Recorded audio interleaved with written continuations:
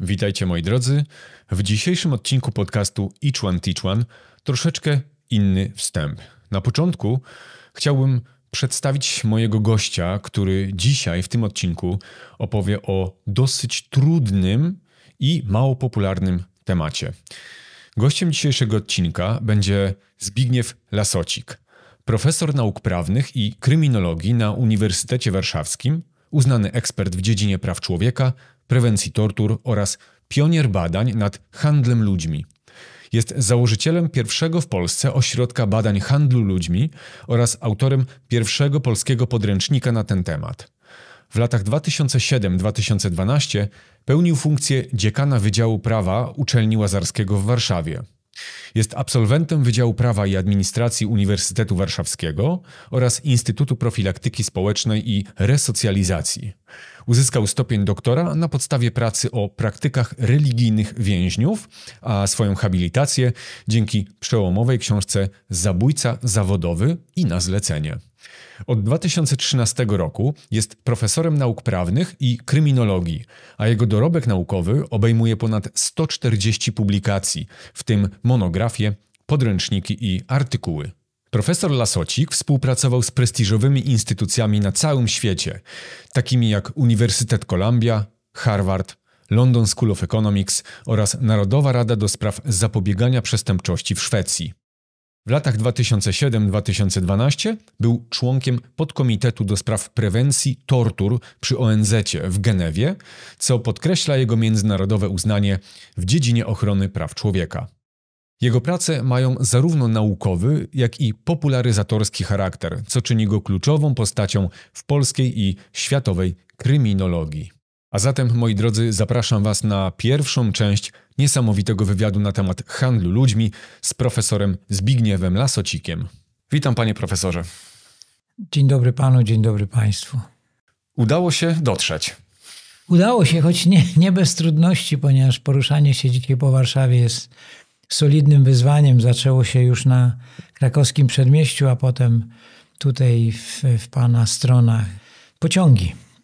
Pociągi i brak przejazdów. C'est la vie. Już było blisko, żebyśmy nie nagrali.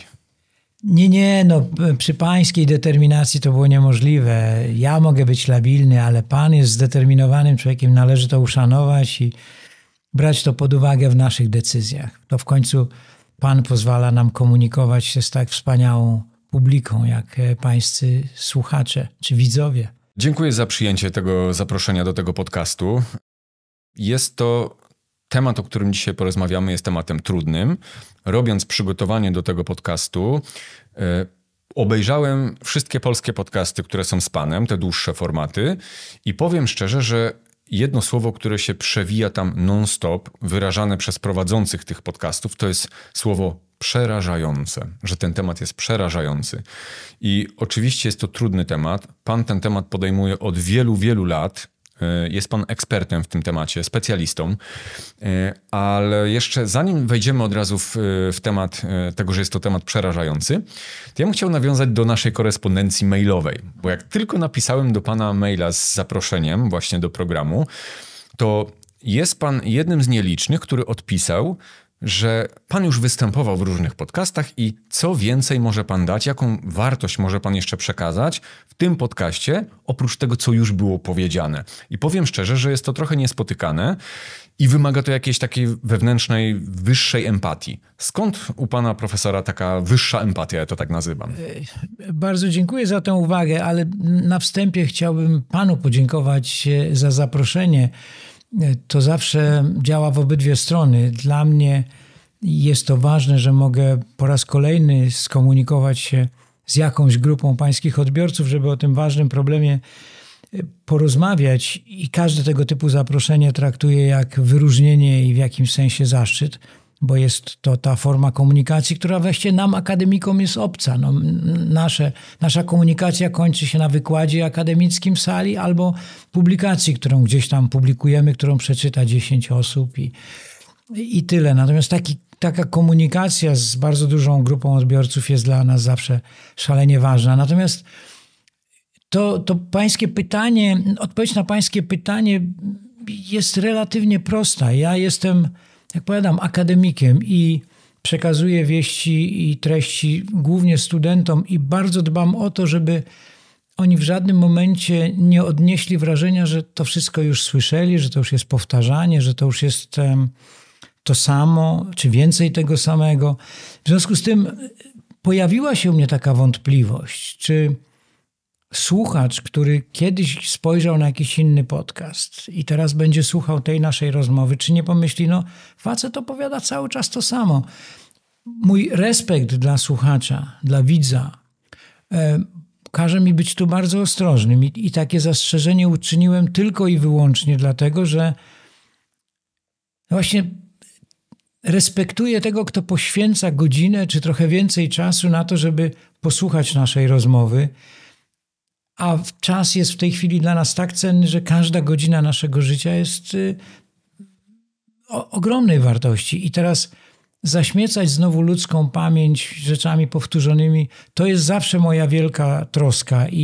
Ale Pan mnie przekonał, bo Pan powiedział, że to bardzo, bardzo był inteligentny argument, taki, że rozmaite podcasty oglądają rozmaici ludzie i być może to jest jakiś dla mnie ratunek. A wszystkich Państwa, którzy będą mieli jakieś intelektualne déjà vu, przepraszam, bo rzeczywiście jest tak, że o tym problemie mówimy tak i używamy fraz, używamy określeń, przykładów, które powinny zrobić tę najlepszą robotę. A tą robotą jest rosnąca świadomość społeczeństwa. To, o czym Pan powiedział też przed nagraniem, że bardzo trudno znaleźć interesujące materiały polskie, to jest szczera prawda. Tak to rzeczywiście jest. No ponieważ, i tu w zasadzie już pierwsza taka smutna konstatacja, że handel ludźmi, praca przymusowa, to współczesne niewolnictwo nigdy nie stało się czymś ważnym dla dowolnej grupy ludzi, dla instytucji społecznych, dla instytucji publicznych, dla rządu, dla tych, od których moglibyśmy oczekiwać pewnej idei, która by nas poprowadziła, która by pomogła ludziom znaleźć się wobec tej trudnej sytuacji. Więc każda rozmowa, każda forma przekazu na temat handlu ludźmi, pracy przymusowej jest dla mnie szalenie ważna i raz jeszcze bardzo za to Panu dziękuję. Także ja wrócę do tej empatii, bo znowu, to jest argument, to jest jakiś zasób, który Pan posiada, który uważam, że prawdopodobnie jest też jakimś motywem przewodnim w pańskich działaniach związanych z handlem ludźmi. No bez empatii, no ani rusz tutaj.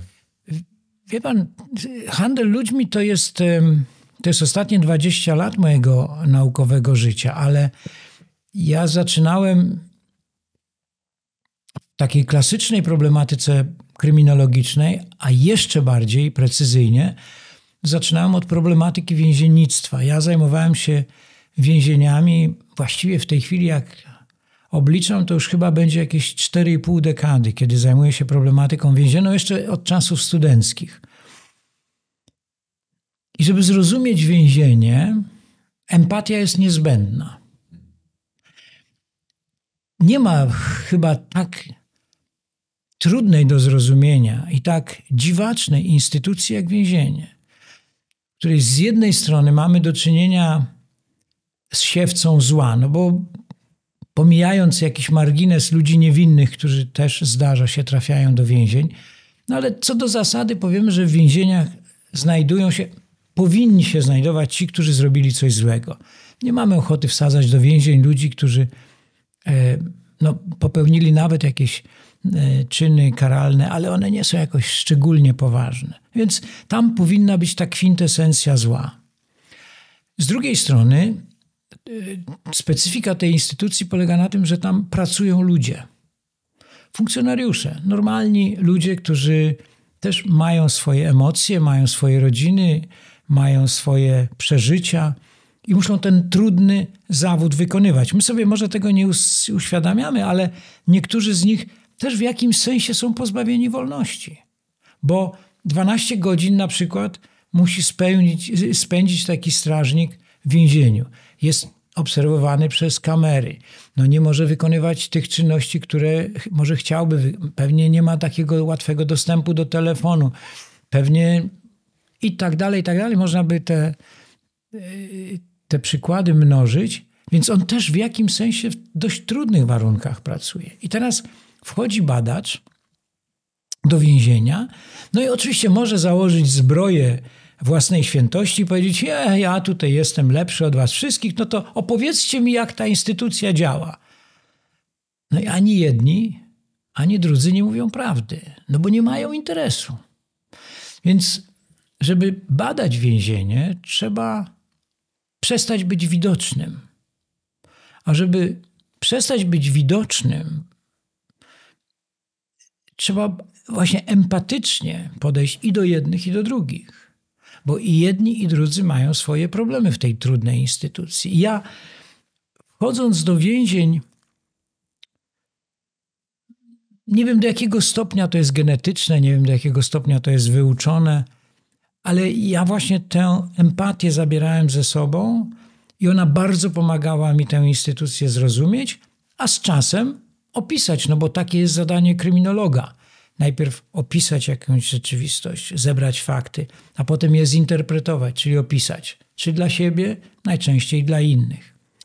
Ale jest jeszcze jeden element, który teraz przychodzi mi do głowy, o którym warto powiedzieć. Mianowicie od początku, kiedy zacząłem moją przygodę penitencjarną, byłem wyposażony w koncept praw człowieka. I jak się wchodzi do takiej instytucji, która jest traumatyczna, ona jest traumatyczna i dla więźniów, może być traumatyczna dla funkcjonariuszy, to człowiek wyposażony w ten koncept praw człowieka zupełnie inaczej na tę instytucję patrzy. Dlatego ja nigdy, czasami byłem oskarżany o to, że jestem trochę takim pięknoduchem, takim romantykiem, że jak to może mnie nie interesować, za co ten człowiek tam się znalazł. No, jeśli chcę zrozumieć tę instytucję, to muszę trochę się oderwać od tego, za co on się tam znalazł. Bo jak będę patrzył na niego tylko przez pryzmat tego, co zrobił, to będzie mi trudno pozbyć się tego, co może być naturalne. Niechęć, lęk, strach. No jeśli popełnił bardzo poważne przestępstwo, to będę się bał, czy czasem mnie nic nie grozi. A ja byłem w wielu polskich więzieniach, ale także byłem w więzieniach na wszystkich kontynentach. I ponieważ przez pewien czas współpracowałem z ONZ-em, więc poznałem więzienia wszędzie. I mogę powiedzieć tutaj, że ani przez 5 minut nie bałem się. W żadnym więzieniu nigdy się niczego nie bałem. Naiwnie myślałem, że ta moja empatia, którą wnoszę, to, że idę tam właśnie wyposażony w ten respekt dla wszystkich, którzy tam są. Niezależnie od tego, po której stronie. Wie pan, to jest szalenie ważne. To nie jest tylko tak, że respekt dla więźniów. Nie, respekt dla obydwu tych społeczności, które tam są. Sprawiało, że zawsze wyczuwałem, że jestem definiowany jako nie wróg. I to już wystarczy. No nie musi być przyjaciel. Ja nie bywałem przyjacielem, rzeczywiście bywały takie sytuacje, że te relacje były bliższe, ale wystarczy badaczowi, kryminologowi, że nie jest definiowany jako wróg. Już dalej nie trzeba iść. My się nie musimy kochać, żeby się zrozumieć i wymienić komunikaty. Prawda? Więc to może te doświadczenia więzienne, wielu dekad badań więziennych, podróży do więzień sprawiły, że teraz jest mi łatwiej. Zajmowałem się też bardzo poważną przestępczością, naprawdę bardzo poważną. I to też sprawiło, że musiałem się skonfrontować z ludźmi, którzy nominalnie nie zasługują na nasz szacunek. Naprawdę, to, co niektórzy z nich popełniali, to było zło wcielone. Ale no trochę tak jak chirurg. No, czy chirurg będzie się zastanawiał, czy operuje zabójcę, czy gwałciciela, czy Bogu ducha winnego człowieka? Nie, po prostu bierze skalpel do ręki i wycina to, co trzeba, bo tak definiuje swoją misję. No, moja misja kryminologa, badacza, opisywacza tej rzeczywistości jakoś tak wygląda. Przepraszam, trochę może przydługo, ale...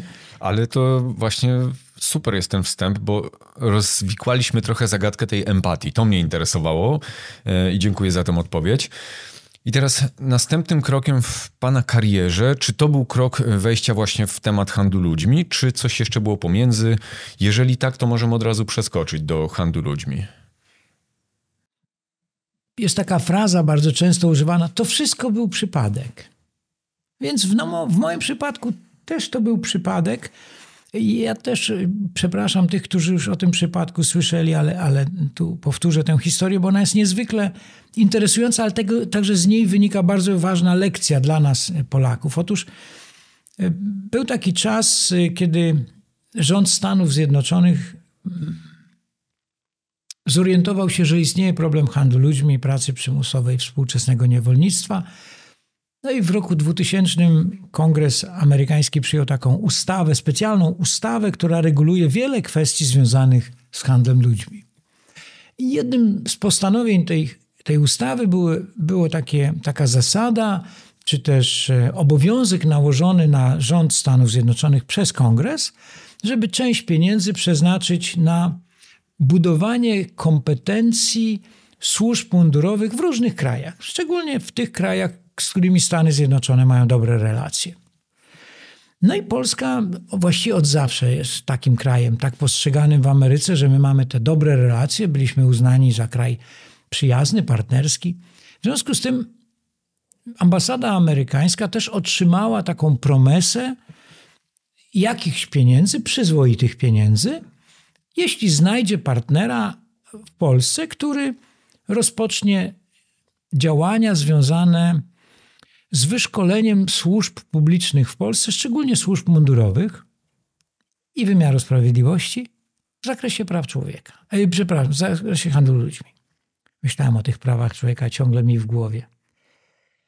I ta informacja do mnie dotarła, a ponieważ właściwie od zawsze jakoś miałem dobre kontakty z ambasadą amerykańską, to ci moi współpracownicy zachęcili mnie do spotkania też w ambasadzie. I tam trochę zostałem przekonany, żeby się tym zająć. Ja wtedy byłem zupełnie czym innym zajęty. Pomyślałem sobie, no Boże, nie znam się na tym, ale jak się nie znam, to się poznam. I wie pan, po raz chyba nigdy w życiu nie byłem w takiej sytuacji. Kiedy pisałem mój doktorat na bardzo niszowy temat w latach 80., proszę sobie wyobrazić, pisałem o praktykach religijnych więźniów i o prawie więźnia do praktykowania religii, głęboka komuna, a ja tu taki temat. Więc dostęp do informacji był ograniczony, ale jakieś te informacje były. Jak nie w Polsce, to za granicą. Natomiast tu okazało się, że ten handel ludźmi to była kompletnie terra incognita. To znalezienie jednego zdania na ten temat graniczyło z cudem. Dziesiątki rozmów z przedstawicielami różnych instytucji rządowych, ministerialnych, centralnych urzędów. Nikt nic nie wiedział. Właściwie przez pierwsze miesiące jak w amoku, po omacku. No ale wreszcie to zaczęło się jakoś układać. Dotarliśmy do informacji zagranicznych, znaleźliśmy ekspertów w Radzie Europy, znaleźliśmy ekspertów w OBWE, w Stanach Zjednoczonych. No i to zaczęło się jakoś zazębiać i przez 3 lata realizowaliśmy taki projekt przygotowywania polskich służb publicznych do zmierzenia się z handlem ludźmi. To był rok 2001 czy 2003 do 2006. I co się dzieje? Oczywiście po polsku. Polski rząd zobowiązał się wobec rządu amerykańskiego, że weźmie te pieniądze, wykorzysta najlepiej jak się da.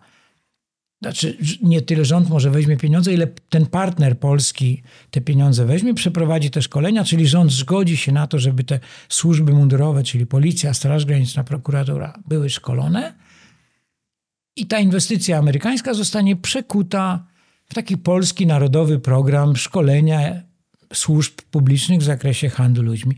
Jak to z polską władzą bywa, polska władza, nikt nie da Nikt nie da ci tak dużo, ile ci polska władza obieca. W związku z tym rząd polski bardzo szybko wycofał się z tego porozumienia z rządem amerykańskim, o czym powiadomiła mnie ambasada amerykańska. I argument był taki, że tego problemu w Polsce w zasadzie nie ma. To po co kontynuować program, po co szkolić ludzi do zagadnienia, które nie istnieje? No, dla mnie było to zaskakujące, ponieważ na wszystkie możliwe sposoby udowodniliśmy, że ten problem jest, tylko go nie widać. A to nie znaczy, że go nie ma. Coś, co jest ukryte, istnieje, tylko jest ukryte. No i trzeba to po prostu odskrobać, trzeba to znaleźć. No i właśnie tak powstał ośrodek, którym teraz kieruję, bo ja byłem tak wściekły na to, że zostaliśmy tak właściwie postawieni w bardzo głupiej sytuacji, bo nie dość, że się napracowaliśmy, wydaliśmy masę pieniędzy amerykańskiego podatnika, jeszcze okazuje się, że to wszystko na darmo.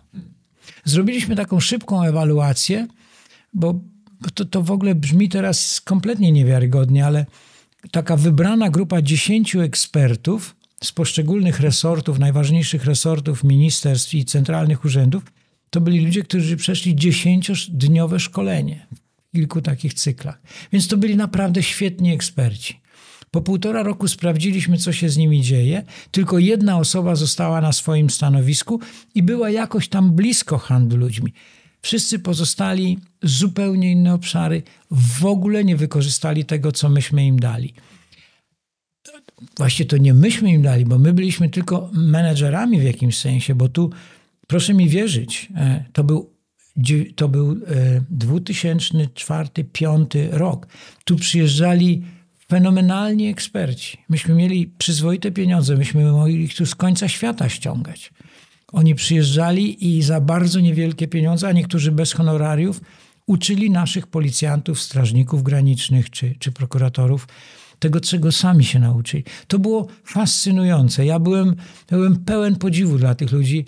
Siedziałem na tych zajęciach sam, również się uczyłem, zdobywałem wiedzę z pełnym szacunkiem dla tego, co ci ludzie umieli. I zaprzepaściliśmy to z taką klasą. Czyli to trwało do 2006 roku. Tak, i ośrodek powstał w 2006 roku. Okej, i ośrodek wtedy powstał. I teraz jakbyśmy, oczywiście pewnie po drodze wiele rzeczy się wydarzyło. No jasne. Natomiast przeskoczmy do dzisiejszego świata. Świat, który jest tak zwaną erą informacyjną, gdzie ten przepływ informacji jest duży, że świadomość na wiele tematów już się poszerza ludzi, a mimo to, tak jak pan wspomniał na początku i to, co mówiłem przed naszą rozmową, poszukiwania w polskim internecie informacji na ten temat, ja znalazłem się w kropce na drugiej stronie Google'a, w zasadzie. Czyli druga strona i dalej nie ma. Co jest bardzo rzadko spotykane, że tak powiem. Co obecnie, co współcześnie się dzieje z tym tematem? Jedna refleksja wcześniej. Mianowicie powiedział pan o tej globalizacji i o tym świecie cyfrowym. Otóż od takiej ogólnej uwagi chciałbym zacząć. Handel ludźmi stał się możliwy właśnie dlatego, że ludzie biedni zorientowali się, że świat jest mały, ale jednocześnie jest dostępny. I rewolucja cyfrowa oraz globalna wioska sprawiły, że zjawisko biedy zjawiskiem biedy można było się podzielić z bogatym światem. Czyli można było powiedzieć, a skoro jestem biedny, a oni są bogaci, to może ja spróbuję coś od nich. A ci bogaci nie bardzo chcieli tych biednych i nadal nie chcą, ale znajdą się tacy, którzy staną po środku i powiedzą, aha, ty chcesz do bogatych, a wy ich nie chcecie, to ja to tak zorganizuję, że ja wykorzystam tych, którzy bardzo chcą uszczknąć trochę tej biedy. A jednocześnie to będzie wyglądało tak, że ja chronię tych bogatych.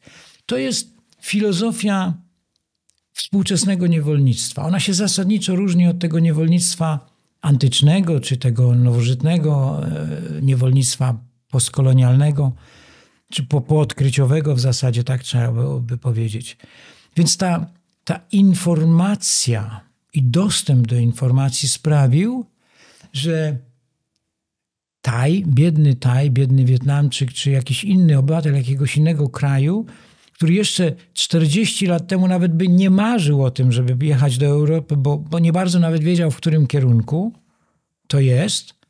Teraz ma to na kliknięcie, a dostanie się do Europy to 30 godzin. Więc to jest pierwsza uwaga. A teraz odpowiadając już na pańskie pytanie, bo ono jest ważniejsze niż moje rojenia, ale dlaczego nie ma informacji? To jest to, o czym powiedziałem na wstępie. Wolumen dostępnych informacji jest funkcją zainteresowania. Jeżeli nie interesują się tym instytucje, to o tym nie piszą. Jeżeli nie interesują się tym samorządy, to nikt o tym nie pisze. Jeżeli nie interesują się o tym środowiska intelektualne, to nikt o tym nie pisze. Jeżeli akademicy nie robią na ten temat badań, bo nikt takich badań nie finansuje, to prawie nikt na ten temat nie pisze.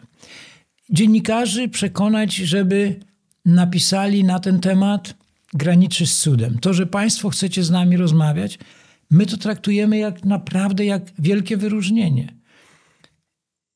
Może nie powinienem, ale miałem takie doświadczenie z jednym z mediów publicznych, takim ważnym medium. Otóż zostałem zaproszony na rozmowę na temat handlu ludźmi. Rozmowa miała się odbyć w piątek o 17:00. I ja dostałem w czwartek po południu informację następującej treści. Panie profesorze, musimy odwołać naszą rozmowę. Dlaczego? Co się wydarzyło? Odbyło się posiedzenie kolegium i kolegium zdecydowało, że w piątek o 17:00 to już radio już powinno nastawiać ludzi bardzo optymistycznie na weekend, tu zakupy, tu może narty, łyżwy, Zakopane, coś tak. A pan chce tu o 17:00 opowiadać ludziom o bolesnych sprawach. Kolegium uznało, że jednak nie będziemy na ten temat rozmawiać. Może znajdziemy jakiś inny termin. Do tej pory się nie odezwali. W związku z tym, wie pan, nie może być, tej informacji być nie może. I tutaj też przed nagraniem opowiadałem panu, że właśnie dzisiaj dostałem taki raport, gdzie badacze zajmują się bardzo wyrafinowanymi sposobami określania gęstości ofiar. To jak gęsto występują ofiary w kontekstach społecznych. A my nawet mamy te ofiary niepoliczone. Więc my jesteśmy stajania za tymi badaczami, którzy robią to profesjonalnie, z pełnym zaangażowaniem, ale kluczem jest zainteresowanie. Zainteresowanie wszystkich tych, którzy muszą się tym zainteresować, bo to, że państwo się interesują, że państwo nas słuchacie, że państwo będziecie potem myśleć o tym, czy może wymienicie z kimś uwagę, to jest fantastyczne. Ale my ciągle nie osiągamy takiej masy krytycznej pod tytułem, że taki 10, 100 czy 1000 takich słuchaczy czy widzów powie, zaraz, ale mi się nie podoba to, że ten facet ciągle narzeka na rząd. No niech ten rząd się wreszcie tym zajmie. Może jest tam jakieś zaniedbanie. Który to resort się tym zajmuje? No zobaczmy. Może jakieś organizacje pozarządowe zadadzą jakieś pytania. Może jakiś dziennikarz zrobi jakiś wywiad, który tym towarzystwem potrząchnie. No i wie pan, to zaczyna się od zainteresowania społeczeństwa. Państwo jest nasze.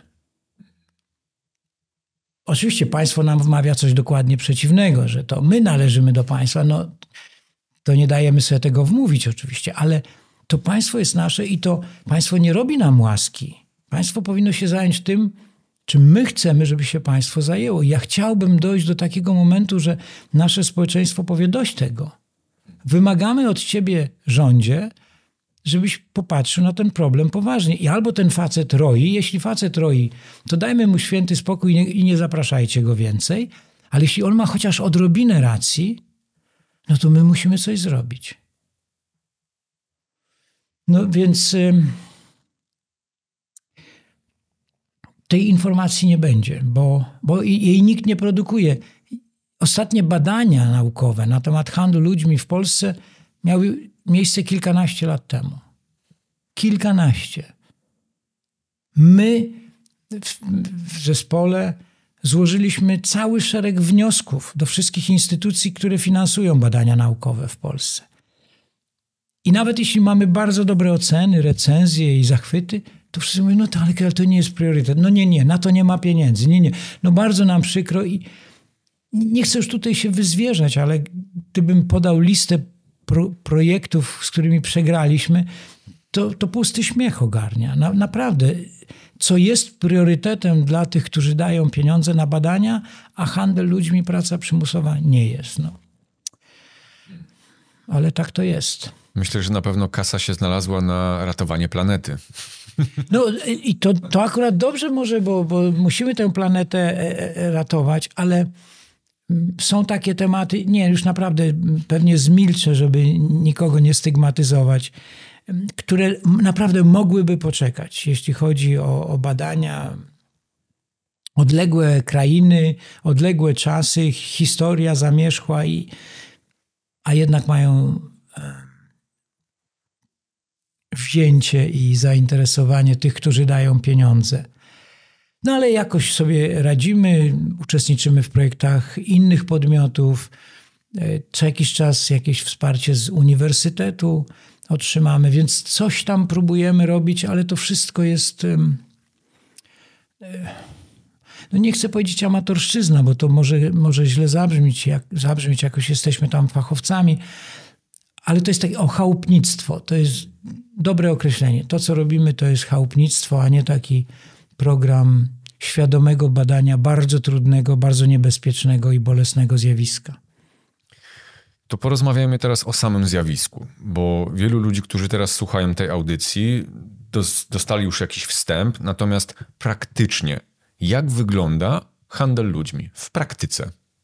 Żeby zrozumieć handel ludźmi, trzeba sobie uświadomić, jak ogromną przewagę ma olbrzym nad krasnoludkiem. Istotą handlu ludźmi jest to, że są ludzie, którzy potrafią innych sprowadzić do poziomu, no niemalże potrafią ich uprzedmiotowić. Na tym polega idea niewolnictwa. Przecież co do zasady człowiek zgodnie z prawem rzymskim był rzeczą. To jest zresztą współczesna definicja niewolnictwa, że niewolnictwo jest wtedy, kiedy wobec człowieka stosuje się prawo rzeczowe. Czyli tak jak ten długopis, który pan dzierży w dłoni, jest pańską własnością, ma pan wobec niego pewne prawa, to niewolnik też jest własnością czyjąś i ten, kto jest właścicielem niewolnika, ma wobec niego pewne prawa. To jest ta klasyczna definicja niewolnictwa. Handel ludźmi to jest taka sytuacja, kiedy jedna osoba próbuje w miarę swoich możliwości poprawić swój los, bo od tego się wszystko zaczyna. Handel ludźmi zaczyna się od biedy. Nie byłoby handlu ludźmi, gdyby nie było biedy. Ale ponieważ jest bezgraniczna bieda, to są ludzie, którzy postanawiają tę biedę przełamać i postanawiają poprawić swój los. A na nich czekają ci, którzy to ich trudne położenie chcą wykorzystać. Chcą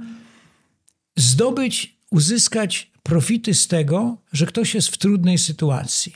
To tak jak przychodzi do pana sąsiad i mówi: jestem w trudnej sytuacji, pożycz mi 100, a pan mówi: dobra, ale oddasz mi jutro, ale 160.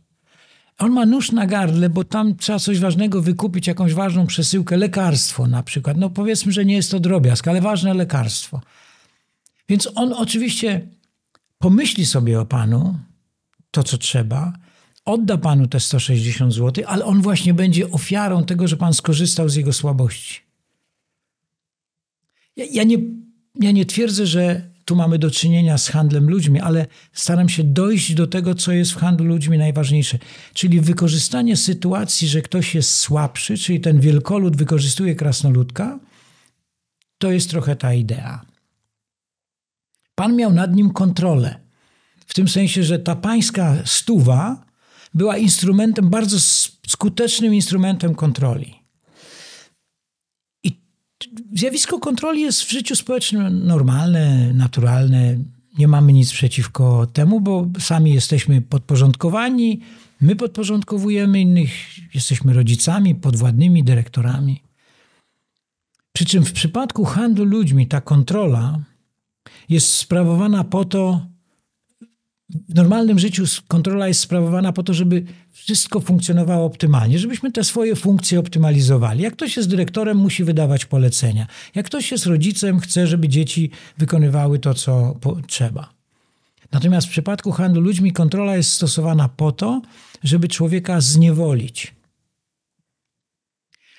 I teraz, gdyby pociągnąć ten przykład z pańskim sąsiadem, gdyby pan go chciał zmusić do zrobienia czegoś niegodnego albo czegoś nieeleganckiego, jeśli bardzo by mu zależało na tym lekarstwie, to on by to zrobił. Ja nie chcę snuć fantazji, ale mniej więcej wiemy co to może być. No na przykład, żeby z balkonu komuś zrzucił kamień na samochód. To żeby trochę zrobić z tego żart. Więc, bo miał pan nad nim kontrolę. Bo gdyby była taka sytuacja, że on powiedział, bardzo cię przepraszam, idę do drugiego sąsiada i w ogóle nie słucham twojej propozycji. Sytuacja się zmienia, jeśli jest pan jedynym sąsiadem w promieniu kilometra. No więc tu ta zależność już się pojawia. I powiedziałbym, że w największym skrócie to jest taka sytuacja. Kontrola, zniewolenie, ale nie zniewolenie sztuka dla sztuki. Bo pan może powiedzieć, cieszę się, że jestem taki ważny, że on tutaj był gotów na przykład zrobić jakieś głupstwo, ale powiedziałem, dobra, daj spokój. Tylko pan mówi wtedy, wiesz co, dobra, ale przez najbliższe 3 dni mi posprzątasz chałupę. On mówi, dobra. Czyli pojawia się ostatni element handlu ludźmi, eksploatacja. No bo w normalnych warunkach żaden sąsiad nie będzie panu przez 3 dni sprzątał chałupy, no chyba, że to jest darowizna na nawoźb, prawda? Natomiast w normalnych warunkach tego nie robimy. Ale on był tak zdeterminowany, żeby odebrać to lekarstwo, a pan tak cieszył się tą swoją władzą, że postanowił go pan eksploatować. I to jest handel ludźmi. I teraz tylko kwestią jest to, jak będzie go pan wykorzystywał. Czy do pracy, czy do rozrywki, czy do urobienia głupot, czy do kradzieży. Bo to jest wszystko handel ludźmi. To może być eksploatacja seksualna. Czyli zrób dla mnie usługę seksualną komuś, a pieniądze oddaj mnie.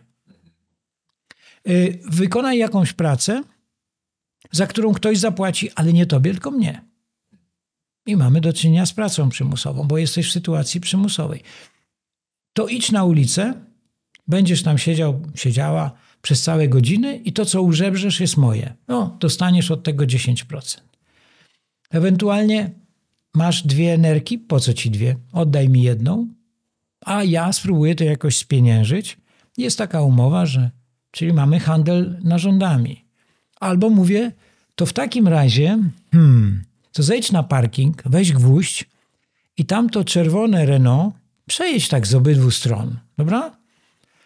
No i człowiek myśli, co tu zrobić? No to lekarstwo mi potrzebne, więc...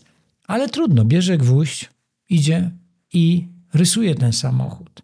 Bo akurat pan ma konflikt z tamtym właścicielem Renault. Czyli to jest zmuszenie do popełnienia przestępstwa. Z tym również mamy do czynienia. I wreszcie mamy do czynienia na przykład z taką sytuacją, że zabiera pan takiego człowieka, no to może już trochę za daleko ta paralela idzie, ale do innego państwa i mówi pan, a teraz weź kredyt albo kup coś luksusowego i oddaj mi to, co wziąłeś.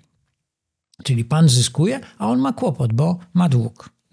Więc tu w jakimś takim obrazku spróbowałem panu pokazać, na czym ten handel ludźmi polega, czyli na zniewoleniu, na przejęciu kontroli nad drugim człowiekiem, który jest w sytuacji przymusowej, bo wszystko kończy się wtedy, kiedy pan mówi 160 jutro, a on mówi dziękuję ci bardzo i zamyka drzwi.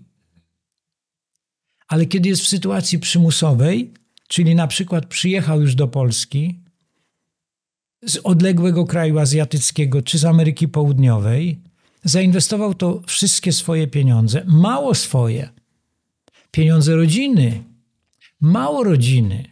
Często jest tak, że to jest taki zwiadowca, który z małej wioski jedzie do tej Europy. I jak on ma wrócić i powiedzieć, słuchajcie, no nie udało się, bo tam jakiś człowiek chciał 160 zł, więc on nie może wyjść i zatrzasnąć drzwi z drugiej strony. On musi przyjąć każdy pański warunek. I to jest ta sytuacja niezwykle bolesnej pułapki.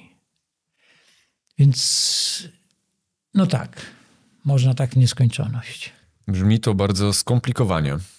Pomimo, że jest to, można by powiedzieć, prymitywny mechanizm psychologiczny. Prosty. Pewna przewaga, wykorzystanie tej przewagi, pewien właśnie taki lewar, który przechyla się na szale, na korzyść tego eksploatora, który eksploatuje drugiego człowieka i ten jakby przestępca wie, w którym momencie dosłownie wie, kiedy nacisnąć guzik i wie mniej więcej, pewnie już ma wypracowane mechanizmy, jak to się dalej potoczy. Bo tak jak pan powiedział, to, że ktoś bierze gwóźdź i idzie to zrobić, to już rozpoczyna pewien cykl różnych zdarzeń, którego się już nie da odwrócić. Do momentu oczywiście, to co pan wcześniej powiedział, w momencie, kiedy ktoś powie nie dziękuję, to tu można jeszcze zamknąć tą sytuację, ale już później bardzo trudno jest to odwrócić. Bo ja wtedy powiem, bo pan może temu sąsiadowi powiedzieć, jeżeli nie zarysujesz następnego samochodu, bo mam konflikt z nowym sąsiadem, to ja doniosę policji, że ty to zrobiłeś. I jest już wtedy... Więc tu się zaczyna pułapka. To jest ta pułapka i to jest ta równia pochyła zależności, którą przestępcy wykorzystują w sposób absolutnie bezwzględny. Absolutnie bezwzględny. Ponieważ tam jest ich korzyść, a o tych guzikach to znakomicie pan to ujął, dlatego że oni są świadomi wszystkich guzików. I oni wszystkie te guziki znają, kiedy przystępują do działania. Pan tutaj improwizuje, w tym naszym przykładzie pan improwizuje. Zareaguje, nie zareaguje, bo tak nie wie pan, co tam w tej paczce jest. Ale gdyby pan działał racjonalnie, to miałby pan informację, że pan wie, że to jest bardzo ważny lek, że to jest lek dla chorej mamy, która bardzo potrzebuje tego leku, że nikt nie jest w stanie mu w tej chwili pomóc, albo że nie ma żadnej możliwości poproszenia kogoś innego. Więc pan zna wszystkie okoliczności.